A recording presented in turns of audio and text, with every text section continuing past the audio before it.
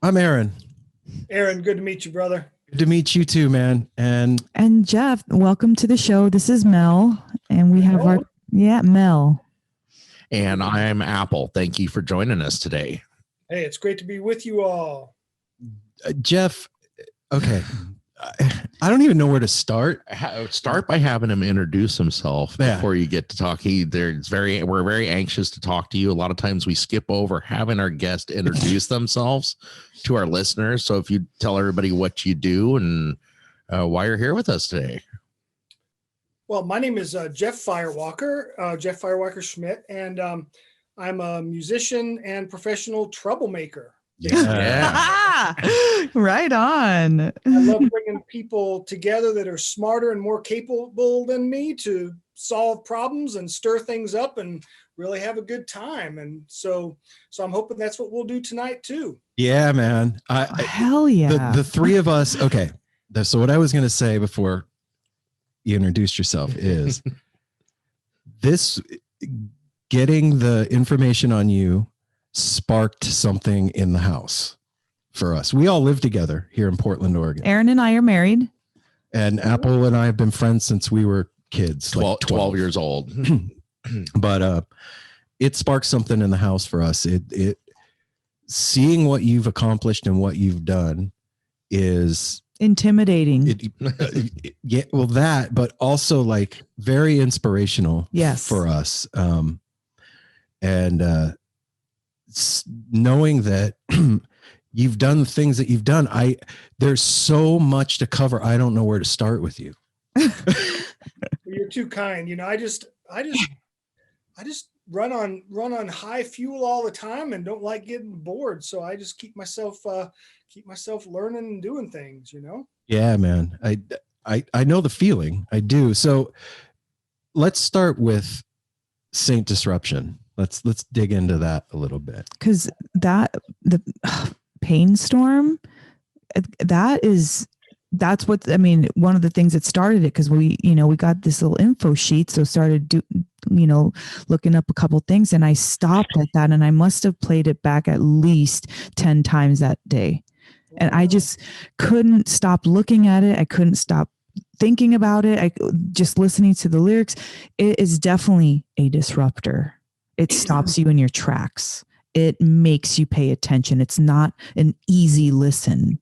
It is something that is intentional, thought-provoking, and awakening. So can you start with that? Like, where was the idea for that amazing piece? Because it's not just a song, it's the video. Yeah, well, thank you for those super kind words. You know, at the beginning of 2020, when all of the lockdown stuff happened, I had no idea I'd be doing this and working with brother John Medeski and sort of creating a big musical collaborative here in Asheville. My work, as a teacher, as an educator, as a convener of ceremony, between here and Europe, just within the span of about a week and a half, completely disappeared. So I was like, okay, Spirit, I got all this luxury of free time. What am I going to do? What do you want? How do I serve? Right. And I did a lot of music in my early life, and this bizarre but wonderful, somewhat humorous message came through. It was like, okay, well, Jeff, what you got to do is take all this time that you've got and take everything that you've seen, experienced as a curandero, as a teacher in the last 20 years, and put it to music and poetry. And I was like, wow, that's tripped out, man. Okay. And furthermore, I got this message that you will be supported if you do this. Whoa. And, I was like, okay, I like to write. I'm kind of like a garage poet kind of guy, and love to explore how to be in essence, kind of like how to be a mirror to what I feel and experience happening in the world. And I was like, man, this is an intense time. It's like a war of mirrors, of illusion, of fear, all kinds of stuff happening. So how do I get effective and actually doing this in some sort of real way? Now, I've always been a fan of the Last Poets because of their important place in contemporary and music. Some people credit Umar bin Hassan and the Last Poets with literally starting rap and hip hop, it was the first exposure I ever had to it. All right. And it was in like the late 80s, and it shook me. Yeah. Well, they were in the middle of the cauldron in New York City at the beginning and middle of the civil rights movement. And they were like, we are going to speak truth through art, through music, through rhythm, to bring people together and actually, make our bodies feel good through these ancient rhythmic things that we know in the marrow of our bones. And then we're going to speak poetry to truth. And that's always been a big thing for me. And I had this spark. I'm like, okay, well, this is a little crazy, but I'm going to reach out to Umar. I'm going to try to find Umar and see if there's something that we can do together. And it, took me a little while, and I finally connected with him. And we had a number of really good conversations. And at one point he was like, well, let me hear one of your poems. And I was like, ooh, that kind of made me a little nervous. So I read it to him, and he goes, well, it's not so bad, kid.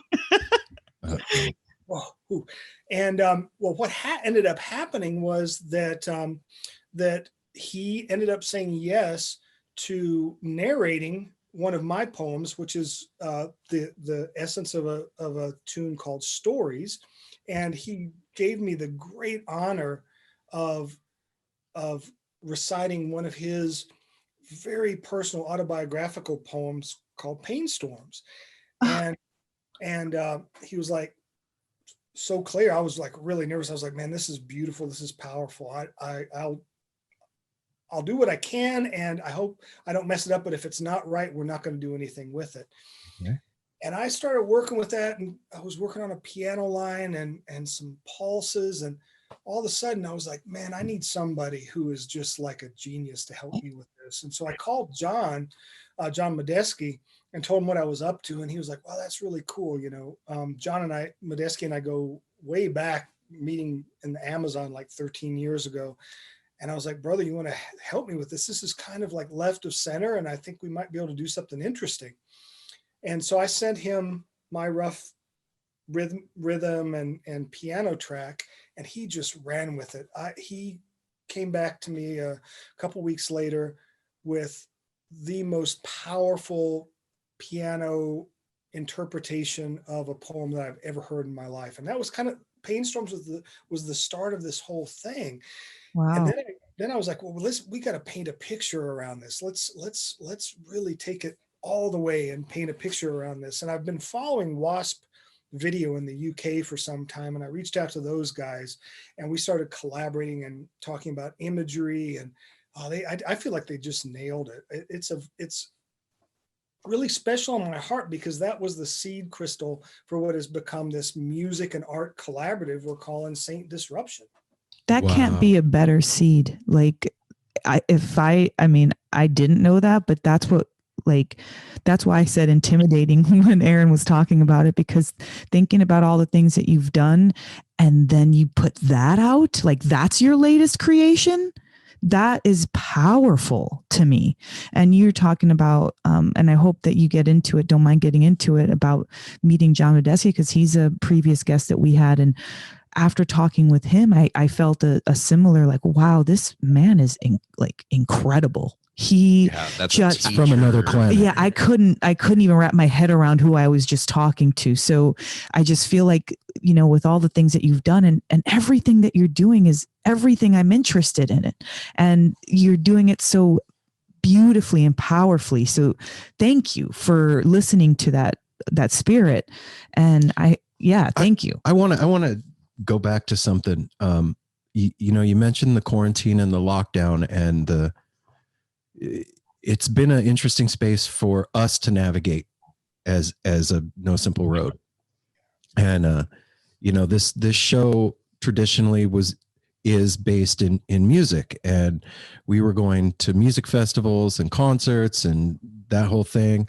Well, our world shut down along with everybody else's, and we were left with a platform and not knowing what to do.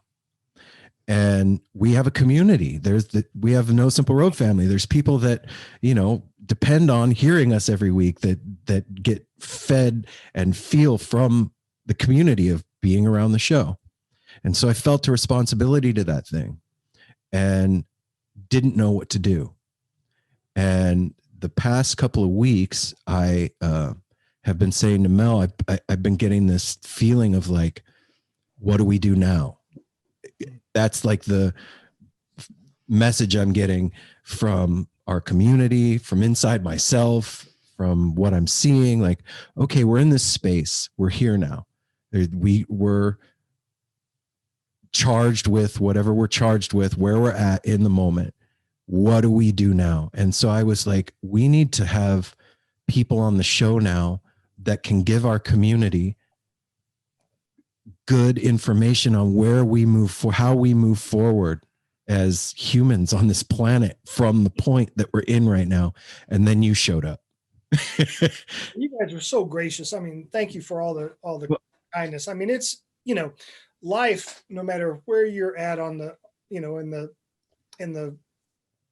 journey, it's a struggle, you know. Right. This planet's a mosh pit. Let's not word, man. You know, it's tough. And you know, what is so interesting, and this is what I tell my students and the people I work with, is that if there was a medicine that I've found that this time is associated with, it is the medicine of not attaching oneself to any particular conclusion. It's like, can we all be Bob Dylan? You know how Maestro Dylan was like, he would speak such profound truth in his music and his art, and yet he didn't build alliances with groups. He didn't create polarization. He didn't create any us versus them kind of mess. He stood in the middle, knowing that everything is true and false at the same time. Everything is an illusion and vice versa. I think that's the medicine for us at this time. Yeah. And that is the foil to fear. You know, we got to stay out of the fear. That's the thing. It's insidious. Yeah. It's because it's in every corner of our home being reflected through the screens that are around us. And it's very crafty on how it digs into the psyche. And I myself have like caught myself like, whoa, you just got sucked down the rabbit hole, man. What happened? And through this whole thing, like one of the things I've been saying is like, what about love? What happened to love? Because there's a lot of fists raised, and I'm not saying that it's not warranted, but what happened to love? Because that would seem to me like the message of the 60s and everything that happened then. That was the one thing that made sense to me as a human being. And from my experiences, like love is the thing that can change things. And I just don't know, like from where we're at moving forward, how we navigate the space that we're in. And I see what you're doing through rhythm and movement and art, music and poetry is feeding that thing and kind of taking us on a journey to shake us out of that stagnation. Well, that's the prayer. I mean, you know, I think if you were to talk to anybody in our musical and art collective, you know, it's like, it's really about us helping each other as a spirit family, you know, helping each other be accountable, helping each other create. You know, I don't pretend to know much of anything truly.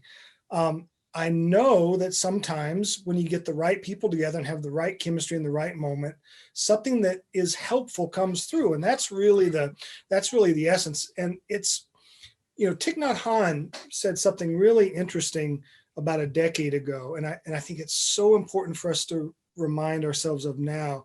And that is, he said, the next Messiah, the next Bodhisattva, the next great teacher that comes to this planet will not be an individual. The next great teacher is in the form of the sacred hoop, of the group, of the community. That's where the big teachings are going to come through. Oh. So our job is to, you know, our evolutionary opportunity at this point is to stand against the tide of energy that's trying to separate us, to tear our hearts apart so love doesn't work.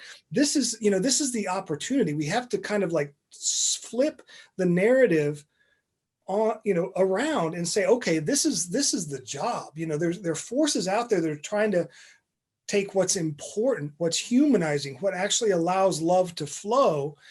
And either consciously or unconsciously, these new behaviors and rules are making that very difficult. And we got to say, no, we're not going to let that happen. And we have to do it gracefully in a way that is helpful, but we got to say no, Yeah. Yeah. Yeah. Yeah. I don't even know what to say after that. What comes to mind hearing what you just said is an experience I had in 2019 at the Gorge Amphitheater at a Dead Company show. And it was during Drums in Space. And I was sitting on the ground and I had my hands in the grass and I could feel the waves of the music coming up through the earth. And then there was also like coming down from above in these like geometric patterns. And I heard a voice saying, "You've got nothing to worry about. Do you realize how big I am? I'm raising an army of people way beyond the physical. That's much larger than anything you can even imagine. Your worries are so small." And at the time I was like, okay, that just put that in my pocket. And for what it's worth, that's cool. But hearing what you just said kind of made that make sense now. Aaron, Right now. Aaron, it's so true, brother. I mean, that's, being a practitioner of indigenous plant medicines. I mean, that's what the medicines have told me all along. Jeff, do not worry. We are bigger than any political movement, any agenda, any Illuminati, any covert, invisible mess that's out there. Do not worry. Stay in your heart, do your work, and don't worry, because the worry is what gets you all messed up. Worry does get you messed up, and it gets you into that fear energy, and then you don't know what to do. You either cower, stay home and stay isolated. You're not connecting with people that will help you feel better, or you fight and become aggressive and don't really have a direction to put that. So now you're just hostile, and it creates this weird place where you can't really like touch anybody or talk to anybody. And that right there, Jeff, is a lot of what I'm seeing, because I'm an essential worker and I work out in the, the front line. So I'm seeing a lot of the, whenever the political story comes down, then I see it in the store. Yeah. And right. You see the fear, you see the, the panic, or you see the excitement, or you see the just the disregard, like anger. Yeah. It's so crazy. So like in those times, being a calm is so imperative. But like I said, the fear comes in if you just give it one little tiny foothold. Like being a curandero, what could you say to that kind of energy, and how to work with that type of an energy? That's a great question. Well, before I address that, what I want to say to you, Mel, is that by putting voice to what you're seeing, using your power, sitting in front of a microphone, speaking to a community, is medicine. Putting voice to what you're seeing, reflecting back. And so there'll be people that will listen to this and go, I don't feel so alone, because this podcast I listen to all the time, my friends on this podcast just reflected how I'm feeling. That is medicine. That is important. And the more that we can do that from a neutral and grounded place, the more our bodies emanate a healing essence. So when we go into the marketplace, there is a natural catalytic effect that we have. It comes down to, and this is kind of like a elliptical answer to your question, it comes down to being confident in the power of your heart. It goes back again to, we are being tested right now in every single way. Love over fear is what's for lunch. And each of us personally are being tested to up our game, to make our conditioning not matter, to make our phobias not matter, to not make anything except the strength of our heart and what we know in our bodies matter, you know? Our bodies are so fucking friggin' wise, you know, and You can we've curse. forgotten that. There's this narrative that somehow nature is dangerous, and that we are dangerous, and that it's deepening this oppositional, you know, sort of like relationship with nature. And if we don't let that happen, our bodies naturally radiate a lot of healing and settling power. You know, this is what my teachers in South America tell me. And you can feel it when you're hanging out with them. They cultivate this energy field, you know, whether you're in Chinese alchemy and call it gong, or if you're down in the Andes, you call it Kao Sai or Sami. You know, it's That auric field. Yeah. yeah. You just got to believe it. It sometimes it'll hit you over the head, even if you don't believe it.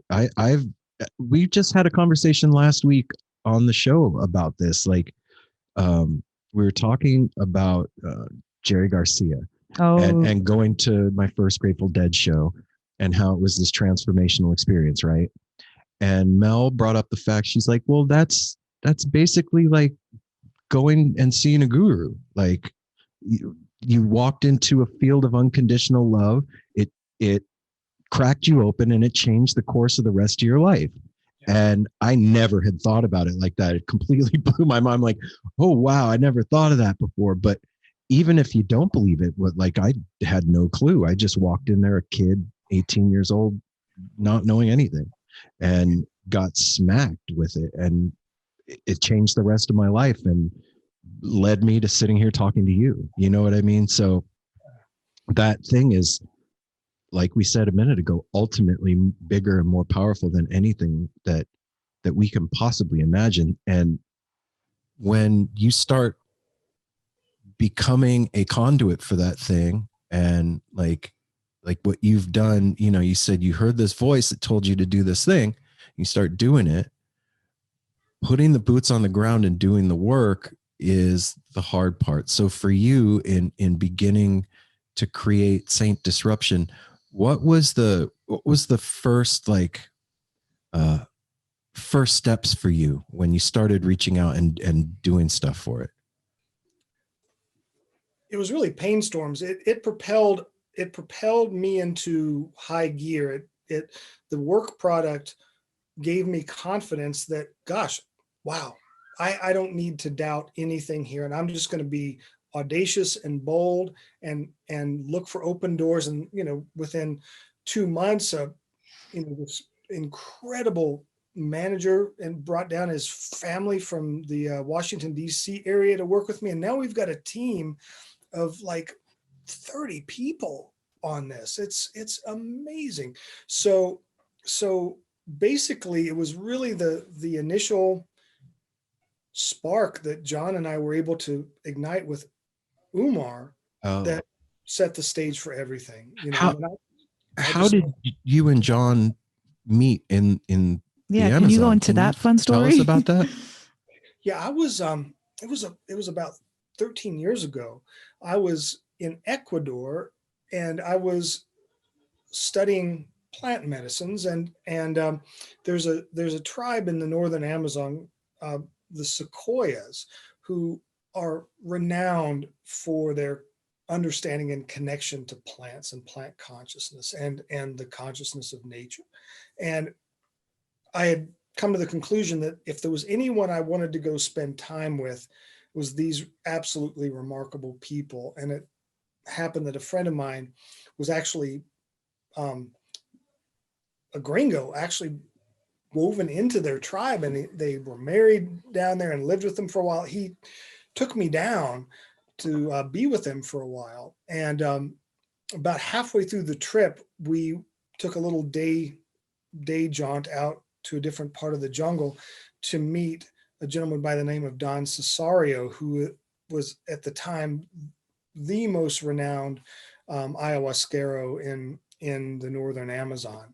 And so we arrived, and we're sitting around talking with Don Cesario and Don Cesario's wife, and here come three really friendly looking people. It happened to be John and his wife and a friend of theirs.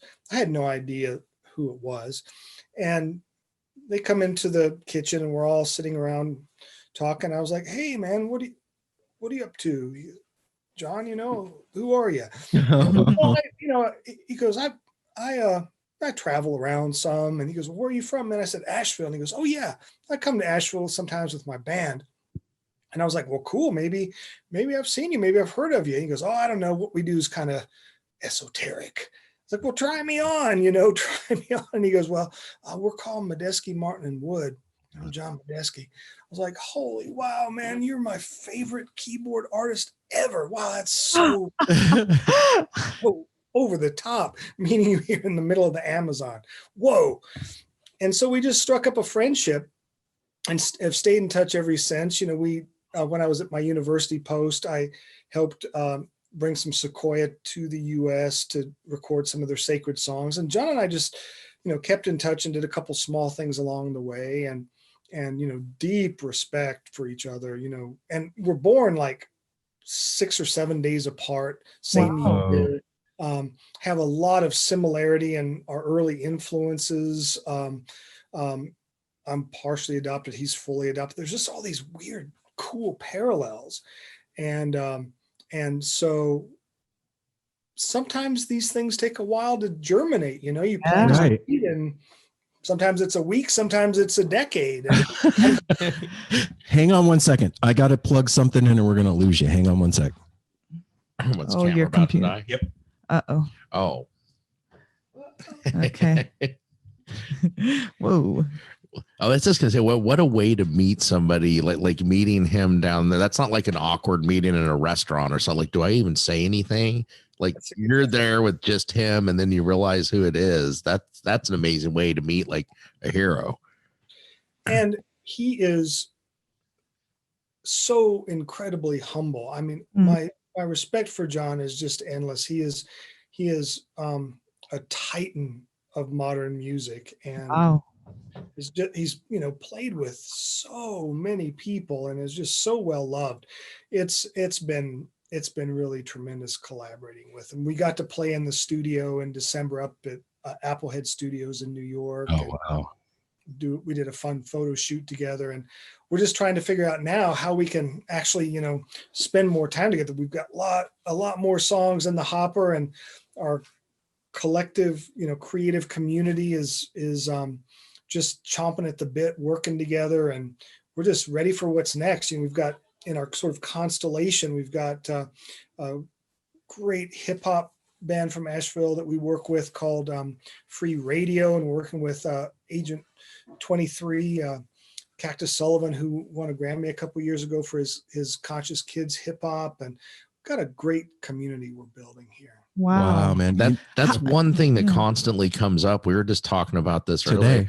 Asheville, North Carolina. We've made several friends from there. We've talked to so many musicians. This was another one, the 2020.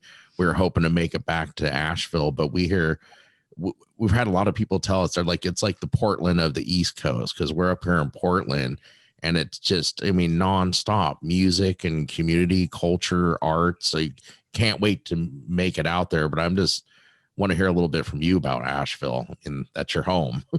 Yeah, well, I hope y'all will make it out here. We'll roll out the red carpet for you. Likewise. It's really special. These are the oldest mountains in the world, the Appalachian Mountains. They've actually risen up, eroded down, and come up again. And they have a very interesting, they're like a stern old grandmother. They have a lot of healing potential. And Asheville was more or less found, it was a Cherokee, native Cherokee tribal area. The Vanderbilts established themselves here as a kind of a midpoint between Florida and New York, built a summer state here. And it was also it was a place that was very, very popular for people suffering tuberculosis. There were all sorts of tuberculosis infirmaries. People would come and get out in nature and heal up from tuberculosis. So it has a long history of healing. And right now we've got more healing arts and especially alternative healing arts practitioners per capita than any place in North America. We have like 2% of the entire nation's integrative medicine workforce, and a town of 100,000 people, like 7 herbal schools, 3 or 4 acupuncture schools. It's off the hook. And that statistic doesn't include, weirdos like me doing, like indigenous medicine stuff. It is, and it's really characterized by, how in a lot of communities, people are like, oh, my techniques are better than yours. There's none of that here. People really share a lot. I have, like meditation sessions. I work with sacred tobacco a lot. And at any one gathering, I might have a couple Tibetan Buddhists, a couple yogis. I mean, everybody's sharing, that's a Wow. big part of our area. That's something you don't hear very often nowadays. That right there. And it's funny, like Apple said, just maybe 4 hours ago, I said, we need to visit Asheville, man. I want to go check it out down there. And then this conversation. We were talking about the Appalachian Mountains today at work, right before I left work. Yeah, there's something special down there for sure. And I wonder if you could talk a little bit about what the work you do with plant medicine. I'm fascinated by it. I haven't experienced it. I've experienced all kinds of other medicines, but not that particular. And also the tobacco, the sacred tobacco. That's exactly what I was just going to say. Yeah, that too. I'm really curious about that and how you work with it and how you ended up doing that. Well, like so many things, it was definitely not a choice. The path of a curandero is definitely something that you don't choose for sure. I was actually working with the state university system building a research institute a long, long time ago, and just by a number of weird coincidences ended up meeting some Cherokee elders, and that led me to meeting the person who became my main teacher in the vegetalista traditions, the traditions of actually relating with plants like teachers, and in these traditions, it's understood that there are certain plants upon the earth that are every bit as wise as the Dalai Lama or Mother Teresa, the so-called teacher plants, the master plants. And if you go around the world and kind of do a survey where tobacco grows naturally or where it's been woven into the culture, it's almost considered without exception the master of all plants. There are stories of origin around the world that are very, very similar about tobacco. Tobacco is like a Swiss Army knife, a physical Swiss Army knife. It's an extraordinary plant, and it's kind of reflected in the stories of origin that talk about it doing what all the other plants are able to do. And it's interesting in terms of its neurophysiology. That was one of the great mysteries behind tobacco, and one of the reasons why its misuse is so addictive is that you, as the smoker, consciously or unconsciously can guide the psychophysical outcome, the mental state outcome that you wish. It can be an up or a down, or a euphorian, a memory enhancer, an aphrodisiac, et cetera, et cetera.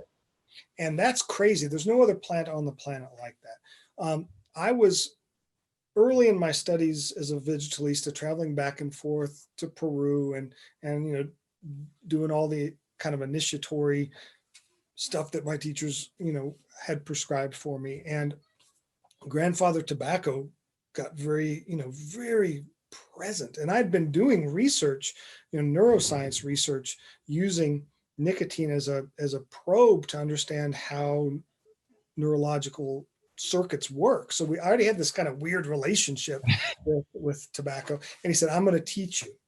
And my human teachers kind of recognized that and supported me in becoming a tabacero.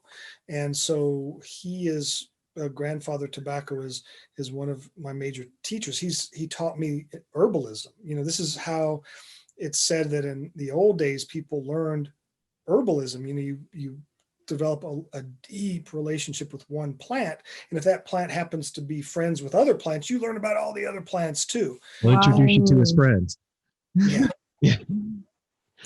Wow. Absolutely. And then I very fortunate to deeply blessed to have been able to study with South American teachers in the Huachuma tradition, the San Pedro tradition. So I'm a Huachumero as well. Of course, there are, sort of legal sensitivity, so I don't practice up here, but but I carry that medicine as well.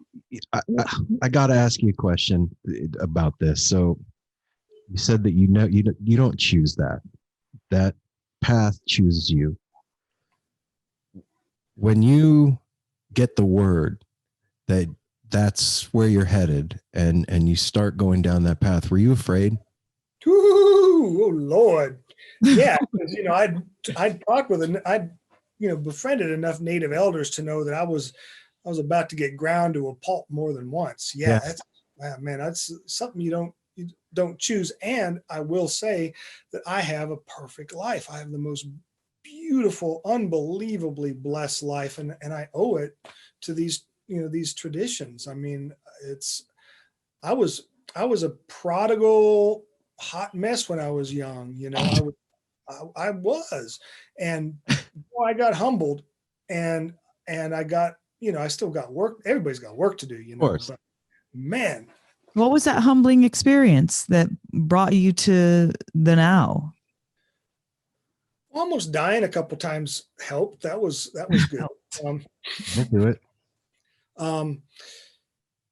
Yeah, it was really coming to terms with the fact that the mind and thinking and how smart you are and forcing and bludgeoning your way through the world is definitely not a sustainable choice for any of us. And as a matter of fact, it's the kind of mentalism and forcefulness and materialism that's led to all this stuff. And the day that I realized I was part of the problem, that was kind of annihilating because I was in the academic elite, and I was, everything I did was about bolstering my ego. And then another annihilation was when I realized that this entire scientific career that I had made for myself, dozens of patents and tons of publications and people working for me and multi-million-dollar budgets, blah, blah, blah, Mm-hmm. I realized that I was actually using that as a distraction from the real work. And the real work was healing what I needed to heal. And when I had that realization, I knew I had to walk, so I left I was a department head at a major university and had it was like the greatest job in the world, biggest ego stroke in the world, but I knew I had to walk, Yeah. Wow. So did any of those two almost near-death experience, are one of those ones that brought on the healing parts, like the healing arts in you? Yeah, it's always, all the things kind of work together, in that regard. Yeah. And I don't like the term healer really, because that's not really what anybody who's in the vocation. Yeah. How do you call it? Okay, if you're going to get an index of all those people that are there in Asheville, what would the umbrella be under? It's a good question. I mean, people say I'm a healer, and that kind of gives you context. That's what we use socially. But for me personally, I can only speak for me personally. It's like, I don't own healing. Healing is part of the fabric of the universe, the intelligence of the universe. My job is just to share with people what I've found in my journey so that they can source their own power. This is, I think, an important thing about this time as well. The medicine of this time is about us owning what we got and being and saying no to anything that works against our sovereignty. Each one of us has everything we need to be a bodhisattva, to be completely realized as a human being and to heal up whatever needs to be healed. The days of external authority, gurus, all that kind of crap, I don't think it's what we need right now. No. You're so spot on. One of the things that we've talked about quite a bit is the desperate need for ritual in our culture today, and how, you know, like I told you, we were going to music festivals and concerts and taking psychedelics and stuff, and that is ritual for us. That is a time to commune with the earth and other human beings and frequency and movement and get out of ourselves. And in those moments, in those times, I've said this, like, I feel the most myself, like the most in my skin, the most able to access the power that's out there. And I can feel myself like, wow, I have agency in the world that I'm in. And then you take a year of not doing that. And I was just saying before we started talking to you, like, I feel like a loved one that I'm with all the time has gone away. Mm-hmm. And I miss them with like a hole in my heart. Yeah. And I'm just curious, like, do you, from the traditions that you're in, is it seen the same way, that ritual is that thing? You know, this is such a great question, Aaron. And it points to many of Western culture's ills. We have de-ritualized culture.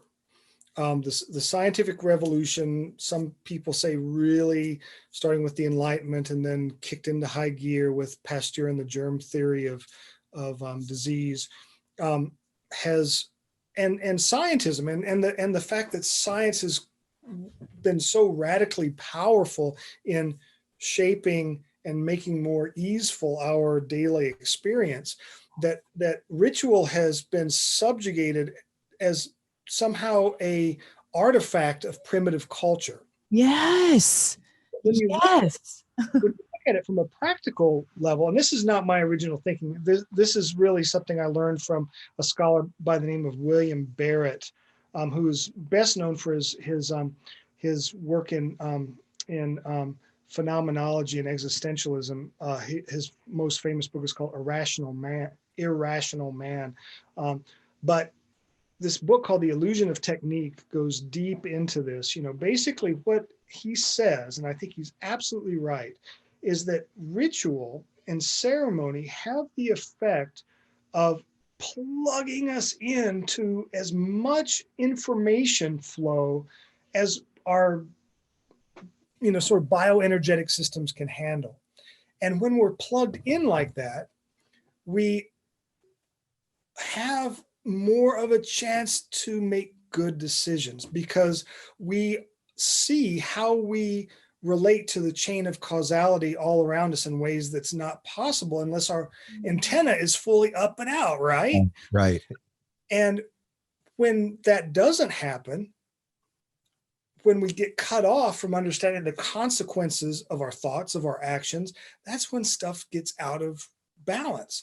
And, you know, it's like if you look at the role of a traditional medicine elder in an intact traditional community, what you find is that they don't oftentimes say, I'm the healer, I'm the one that brings medicine. No, what they tell you is we're the ones that keep the focus on the balance, because us weird humans have this tendency, more so than our other animal brothers and sisters, of getting way out of balance, way out of whack. We remind the community that ritual is what binds us, what keeps us in balance. And when you've got that infrastructure in place, people don't get sick. Animals don't disappear. Things stay in sacred reciprocity.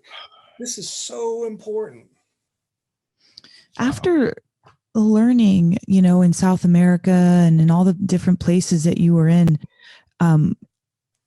what makes you come back to here? And I don't mean like just because it's beautiful or whatever, but like, what are you bringing back here, learning from all of those amazing traditions? What are you personally bringing back? Yeah, well, so what I've tried to do with my organization, the Eagle Condor Council, is to try to share with people how to make a return to each other and to the earth that is in the container of a coherent cosmology that helps people reestablish a sense of place and space and where we've been and where we're going.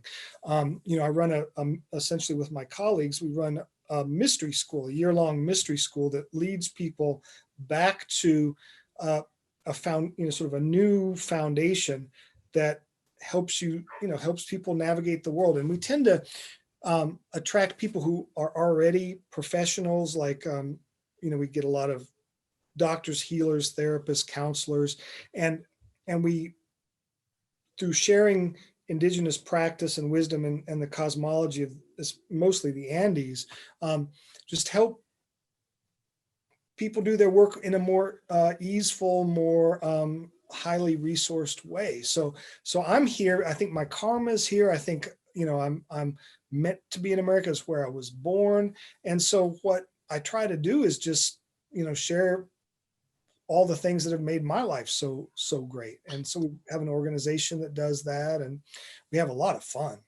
I mean, that's a heck of a mission statement. It really is. Like, for is it the Roots Media the Root? I can't remember what it is. Root Doctor, yeah. Yes, Root. Thank you. But yeah, like that mission statement to working with people to create a better world, like through art, and that is one. It's just an amazing feat that you are accomplishing through all these with all these artists and this collaboration and everything that you've done over your career.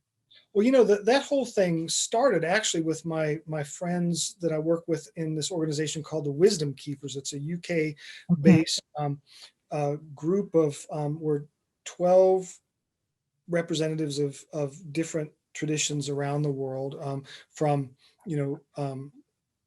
the state-appointed shaman of Japan to Australian Aboriginal elders. We all work together, and we asked, the convener of the group asked this question: how can we work with as many people as efficiently as possible to share the message of these ancient traditions that are being wiped off the face of the planet? And the answer was, let's have a presence at the world's biggest music and transformational festivals. And so in 2019, we had the great honor of being a featured guest at Glastonbury. And we had an encampment there. We did workshops. We actually got to open main stage events, and lead 20, 30, 40,000 people at once in prayer and in visualization. It was awesome. And what I determined, this is what informed Root Doctor Media and kind of our disruptive business model with Saint Disruption, is that so many people between like 18 and 30 were like, I don't know how to plug into being a change agent. It just, the problem seems so big, and the organizations that support change just seem so distant, and I don't know what to do. So we had this idea about actually, bypassing the normal business structures for music, creating our own record label, and actually creating a situation where Mel, every time you hit play on a Saint Disruption song, a little bit of the revenue from that is going to support organizations that are dedicated to positive change in the world. Jeff, I got to tell you something, man. What you just said is an answer to a question that we asked and have had since we started No Simple Road. Like I said, going to music festivals and having these experiences and being around the community. Inside those experiences, I would have moments where I would see it as a whole and be like, there's nobody leading and we have no direction. We have all this energy and power and motion that's happening, and then the festival or the concert ends and it just it's like rivulets of water just going nowhere out, and then it gets sucked back into the earth and it's dry again. And I kept thinking to myself, like, what can we do to not contain it, but to channel it to keep it going when the music ends and we walk out of the show? How do we continue the ritual in the next day and the next day and the next day? That is exactly the question that we've been, coming together and exploring for a long time. It's like, how do you create continuity? And part of the solution also, I think, is helping people who are searching understand the role of eldership. There's a role for us old farts in youth culture. It's like we got the battle scars, and we can kind of be with you and help hold space for all the good stuff that's possible. Yes. We just said it. We were just, this is a huge, crazy synchronicity. Jeff, you just came to us at such an opportune time, because like I said, everything that you are doing, call it collective consciousness. I heard it too. That voice that you're talking about, I heard it too. The one that says, we all need to be up in our game. The one that says we all need to be healed of our BS, that story that we've been hanging on since we're 3 years old. Get over it. We're done. We're here now. And yes, you are not 20 anymore. That means you've been through stuff. That means you can be a teacher. That means you can be a helper. That means you can be an example. And all of the things that you're saying is so profound, in our life, but also in life right now. Everything that you're doing with knowing that when I click that song, that 10 times, 12 times at least now, Painstorm, that it's going to organizations. Yeah. To help this forward. Going back to something that we talked about at the very beginning, the what do we do now thing, I wonder if you could help me help our community, man. And what are some tangible things, tangible practices that we can be doing right now to stay out of that fear flow, and some things that we can do to stay connected to each other and that collective consciousness? Well, thank you for asking. I'm honored to share with you guys and your community. All of ours. The simple medicine's always the best, And here's a good starting place. I think this works for me really well. First thing in the morning, you put something in your hand, some cornmeal, some tobacco, some sugar, some flowers, whatever, and you go outside and you get down on your knees and touch that earth, touch the earth. And you say, thank you for my life. Thank you for another day. Grandmothers, grandfathers, thank you. Thank you. And I need help in these ways. And speak as if you were speaking on your grandpa's or grandmother's knee, and say, I bring this offering of flowers, of cornmeal to you, whatever it is, from the deepest place of gratitude in my life. Please accept this from my heart, and just set it on the ground. And you may not believe that it's going to do anything at all, but you do it for 3 or 4 days and something will shift. Something starts to shift, because the earth, she has been waiting for us to return to her. And there is so much latent energy because we've forgotten, we've disconnected. So when you do a little thing like that these days, whoa, it's big and it's simple. Say thank you to the earth. Thank you for my life. And all of a sudden what starts happening is that the earth and its intelligence and the ancestors, they start conspiring on your behalf. It's so easy. It's so funny, man. The last journey that we all took together, I was standing by a sink and I saw this pool of energy outside, and the voice was saying there's a nexus of energy that's just been building up, that wants to make all of the dreams come true, that wants to manifest everything. And all you got to do is just tap into it. Just touch it. It's there. There's so much reservoir right now. and you just said it again. Well, and that acknowledgement that you're talking about is so important. Like you said, maybe the first day doesn't feel like anything. You feel stupid or silly. Second day, okay, fine. And like you said, that third day, you're creating a ritual. You're creating a sadhana, or you're creating something that is deeper than yourself. Because if it was just based on what you felt, you wouldn't do it because it's silly. So why would you want to feel silly? But it's that belief. And I'm excited about tomorrow morning. Yeah, it's exciting. And it helps us doing this work will help us see that the power structures that have been in place for so long have taken the esoteric essence of these important world stories and fables and turned them inside out, so we don't have access to the power. And the more that we connect with the earth, the more the earth's intelligence will help us kind of sort that stuff out. Can I read you guys a poem? Yes, Absolutely. From sunset in the garden near the dawn of time, players in the shadows conjure serpents and blame them for their crime. Take the power from the people like mortar to the steeple. Let's make the master a whore. Crib notes in the place of the wisdom before. So we never know what the good book said. So we never know how the prophets bled. I don't care what blood you carry, what beliefs you marry. In every corner of time, your kin have suffered the sin of the truth inversion crime. It's consciousness takedown, dupe like a clown, and no medicine for the masses as toxic memes harass us.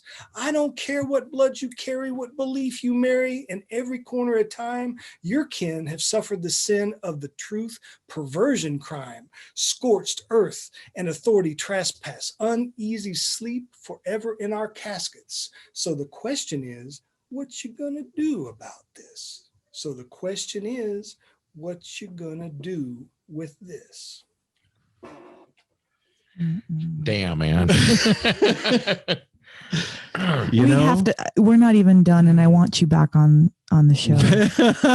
I just feel like you have so much to share with our audience in just these small little bites that I'm so grateful, because, Aaron created No Simple Road, 3 years ago. It was a baby. It's not a baby anymore. It's a toddler. Toddlers are like sponges. They're learning every second. What are you showing your toddler? And right now, as the mom of No Simple Road, I've been feeling a call to do something more for the listeners, the audience, the family, in the sense that more than just something passive to listen to, but something to get involved with. But I don't believe the narrative that's out there. I don't believe any of it. So I can't get behind it. And so, this entire 2020, whatever the crazy political stuff that's been going on, we've stayed out of it. We don't talk about it. It's not because we don't know what's going on. It's not because we don't respect it. It's because that is for another converse. That's for another place. That's not for No Simple Road. However, like what Aaron just asked you, something tangible, like I've been feeling like we need to bring something just like more meat and substance. And what you said earlier, the truth is the medicine, and what we're doing and describing my experience. And, I just, thank you for reminding me of that. Thank you for reminding all of us of that. Of just speaking your truth is a blessing for other people to hear. When it falls on their ears, you hear it. Sometimes you don't need evidence. You feel the truth. And so I just want to thank you for bringing your truth, bringing the truth, and for re-inspiring me and reigniting me, and then leaving me with even more to follow up on with your music. Like, my heart is very, very grateful today. Like, thank you so much, Jeff. Oh, me too, man. It's good sitting with the three of y'all. It's really good, and I look forward to it in the future. And we're all in this together, and so thank you for helping remind me of that too, that your sacred circle that you all have cultivated. I mean, we're all in this together, and let's stay in it together. Hey, Jeff, I'm gonna when I stop recording, I want to exchange phone numbers with you, if that's okay. Of course. Yeah, man. I need to talk to you more, but not here. So You know what I'm saying? Yeah, man, everything that Mel just said and 10,000 times more, the thing that keeps coming up for us is something that you touched on a minute ago, and it's that call to eldership. Yeah.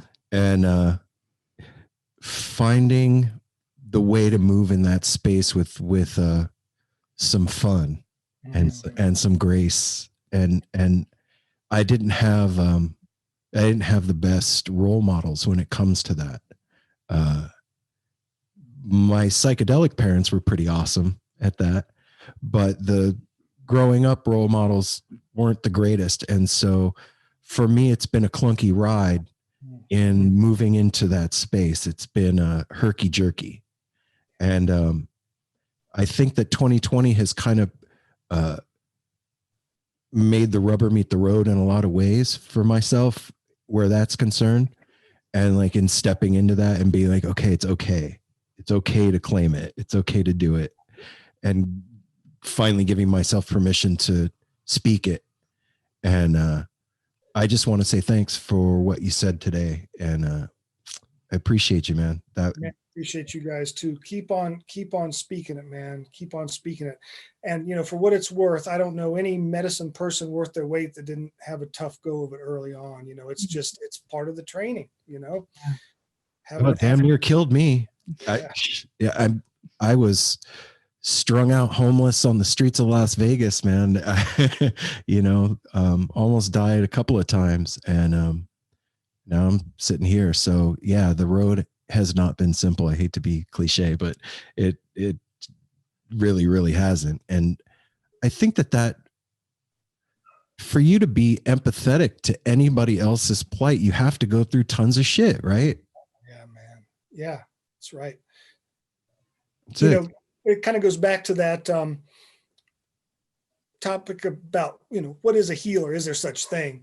And there is one definition that really pulls my heart, and it's simply this: a healer who is one who walks through the pain of another and emerges blessed.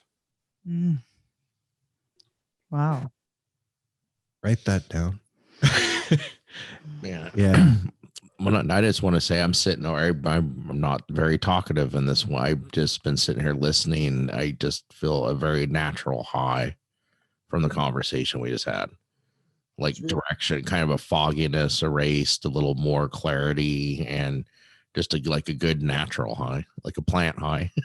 Good, guys, it's good being together, isn't it? Yeah, man. Yes, it is. It's a cool thing, man. And he said it earlier, the right people, the right time, and you get something helpful out of it. It's something trippy that I noticed about doing the podcast.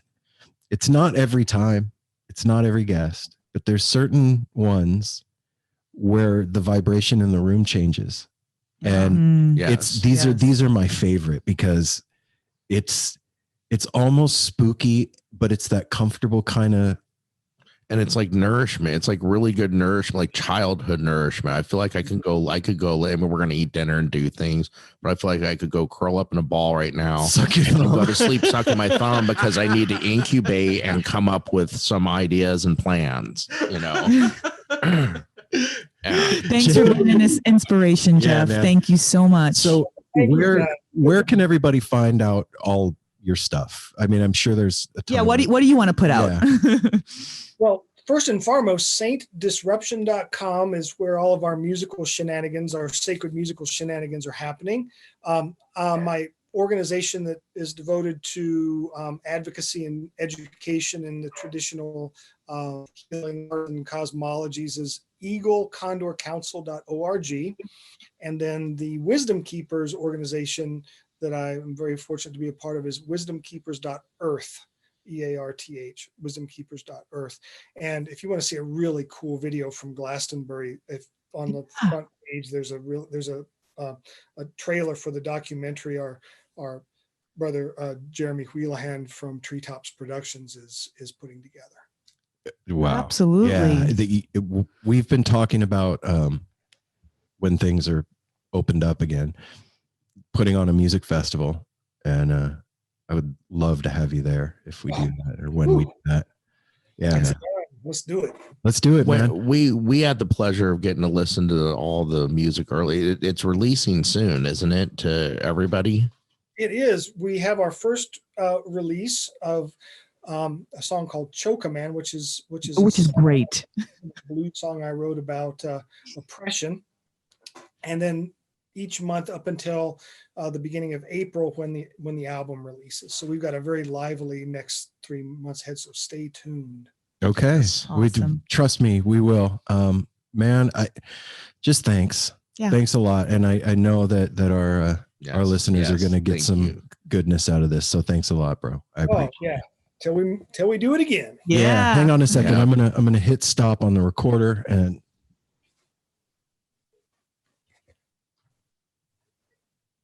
we're stopped.